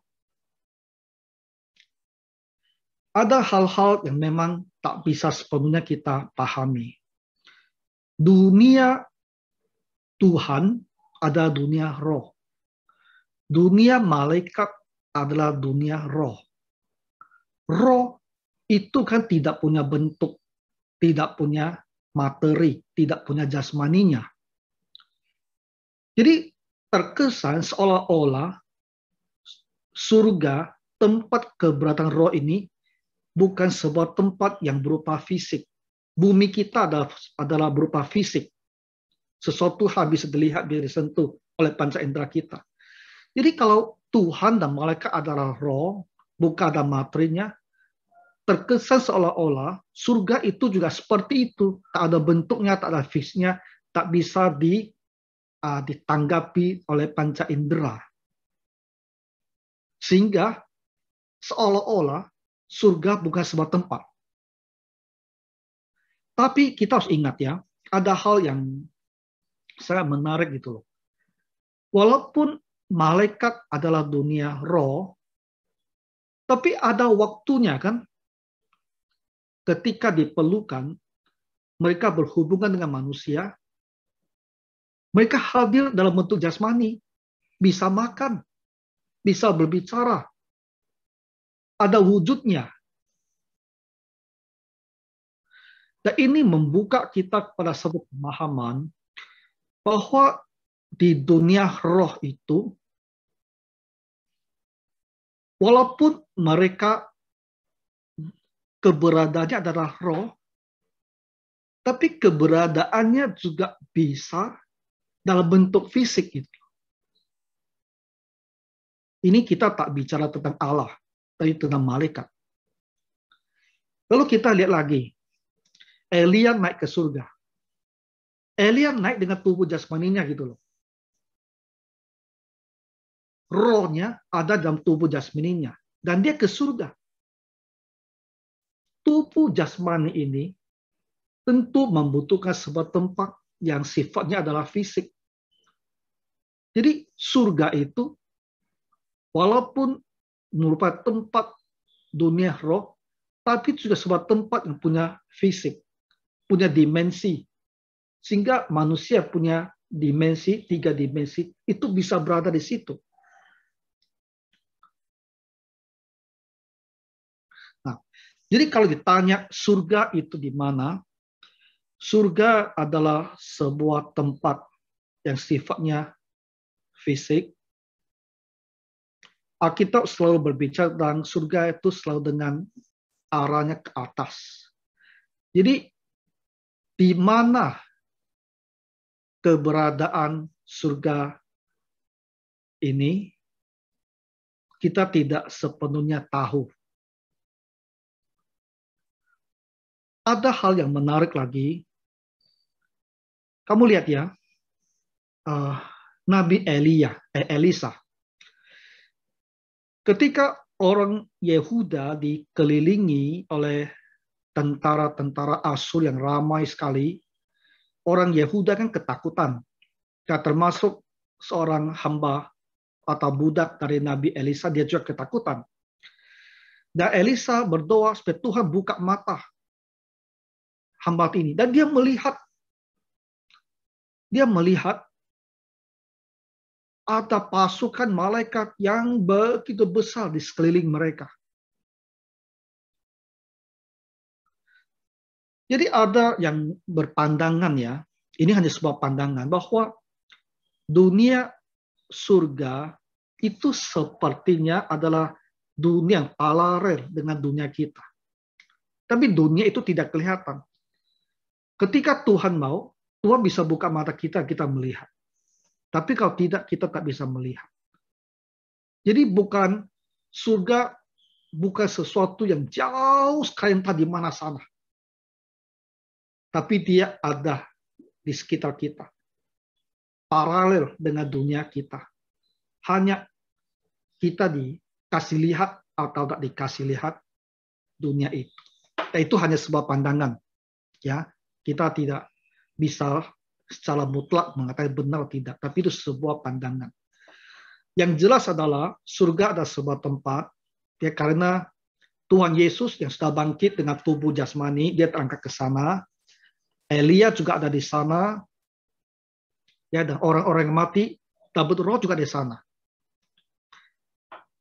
Banyak orang berpendapat bahwa surga itu ada telapak kaki ibu, dan ada juga yang mengatakan ada setelah telapak kaki ibu itu hanya bahasa apa namanya ya? Itu orang Islam, Pak. Itu orang Islam yang ngomong begitu. Yalah, itu hanya bahasa untuk mengagung-agungkan pengabdian atau kasih sayang orang tua kepada kita. Itu bukan, kita tak bisa surga ada arti seperti itu. Kaki ibu ya kaki ibu aja itu, bukan surga ya. Ya ini ada pertanyaan seperti itu di. Pertanyaan kedua, siapakah yang berdiri di pintu surga pada akhir zaman yang akan menghakimi manusia? Allah Bapa, Allah Anak. Siapakah yang berdiri di pintu surga pada akhir zaman yang akan menghakimi manusia? Allah Bapa, Allah Anak, atau Allah Roh Kudus? Maksudnya adalah, apakah Allah Bapa, Allah Anak, atau Allah Roh Kudus yang akan menghakimi manusia? Yang jelas bukan berdiri di pintu surga. Nah ini hanyalah bahasa populer ya, entah dari mana bahwa mau masuk surga di situ ada malaikat yang kamu ketuk pintu dia buka, itu tak ada di Alkitab hal seperti ini. Ini hanyalah cerita-cerita populer saja. Penghakiman akan diadakan oleh Tuhan Yesus. Ada dua penghakiman ya. Setelah kedatangannya, penghakiman Tuhan Yesus yang memisahkan domba sama kambing. Itu satu. Domba ada orang percaya, kambing itu orang tak percaya. Lalu di akhir kerajaan 1000 tahun, juga Kristus lagi yang akan menghakimi dalam sebuah pengadilan takhta putih yang besar. Jadi di dalam kitab suci, penghakiman itu akan dilaksanakan oleh Tuhan Yesus. Ya, bukan oleh Roh Kudus, bukan oleh Allah Bapa, tapi sudah bilang oleh Tuhan Yesus gitu loh. Nah, sepertinya pertanyaannya sudah habis. Dari kita, apakah masih ada yang punya pertanyaan? Kita udah jam 9. Kalau ada, boleh kita ajukan ya. Silakan kalau ada.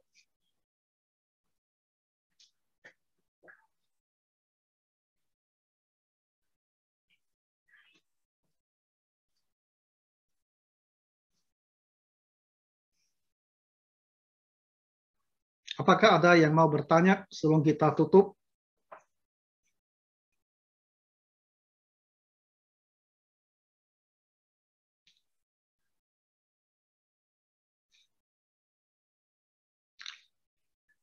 Mungkin sudah tak ada ya untuk malam hari ini. Nah, acara ini kita adakan setahun 2 kali. Tapi sebetulnya setiap hari ya, kalau Bapak Ibu ada pertanyaan, kamu tinggal WhatsApp saya saja. Ya, setiap hari boleh ditanya. Ya. Tapi tanyanya 1-2 saja ya. Tak usah kirim 10 pertanyaan gitu loh. Oke. Nah, mungkin cukup untuk malam hari ini ya. Kita kembalikan pada Sarihon yang pimpin acara ini. Terima kasih ya. Tuhan memberkati.